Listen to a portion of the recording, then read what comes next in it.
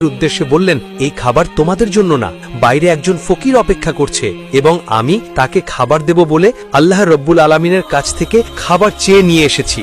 হযরত আলীর এমন কথার পর হোসেন রাদিয়াল্লাহু তাআলা আনহু হযরত আলীর দুটি পা জড়িয়ে ধরলেন এবং চিৎকার করে কাঁদতে কাঁদতে বলতে লাগলেন, আব্বাজান, আমরা 3 দিন ধরে প্রচন্ড ক্ষুধার্ত এবং তৃষ্ণার্ত, আপনি আমাদেরকে খাবার দিন, আমরা খেয়ে আমাদের ক্ষুধা নিবারণ করি। হযরত আলী রাদিয়াল্লাহু তাআলা আনহু অনেক বড় একটি পরীক্ষার সম্মুখীন হলেন।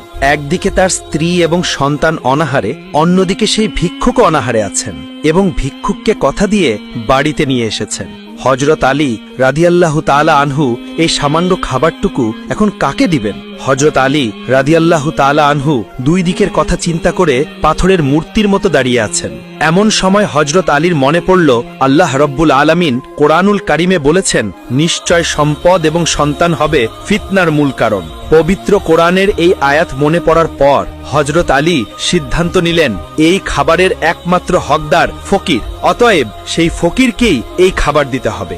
হযরত আলী এবার বাম হাত দিয়ে হোসেনকে এক ঝটকায় দূরে ফেলে দিলেন। তারপর ঘর থেকে বের হলেন ভিক্ষুককে খাবার দেওয়ার জন্য। হযরত আলী ঘর থেকে যখনই বের হলেন, তিনি এক অবাক দৃশ্য দেখলেন। তিনি দেখলেন ভিক্ষুক দাঁড়িয়ে দাঁড়িয়ে মুচকি হাসছে। যেই ভিক্ষুক রাস্তার পাশে জীর্ণ শীর্ণ অবস্থায় পড়েছিল, তাকে কাঁধে করে বাড়িতে নিয়ে আসতে হয়েছে, সেই ভিক্ষুক এখন উঠে দাঁড়িয়েছে এবং আলীর দিকে তাকিয়ে মুচকি মুচকি হাসছে। হযরত আলী রাদিয়াল্লাহু তাআলা আনহু কিছু বলার আগেই ভিক্ষুক বলল, ওয়ালাইকুম আসসালাম। হযরত আলী রাদিয়াল্লাহু তাআলা আনহু বললেন, কে আপনি? একটু আগেই তো আপনি রাস্তায় জীর্ণ শীর্ণ অবস্থায় পড়েছিলেন, আপনি এতটাই দুর্বল ছিলেন যে আপনাকে কাঁধে করে আমি এখানে নিয়ে এসেছি, আর এখন আপনি উঠে দাঁড়িয়েছেন এবং মুচকি হাসছেন। আর আপনাকে সালাম দিয়েছিলাম কবে? সেই সালামের জবাব আপনি এখন দিলেন? সেই ফকির তখন বলল, হে আসাদুল্লাহিল গালিব হযরত আলী, আমি আর কেউ নই, আমি আল্লাহ রব্বুল আলামিনের রহমতের ফেরেশতা। আমি আপনাকে পরীক্ষা করার জন্যই এত কিছু করেছি।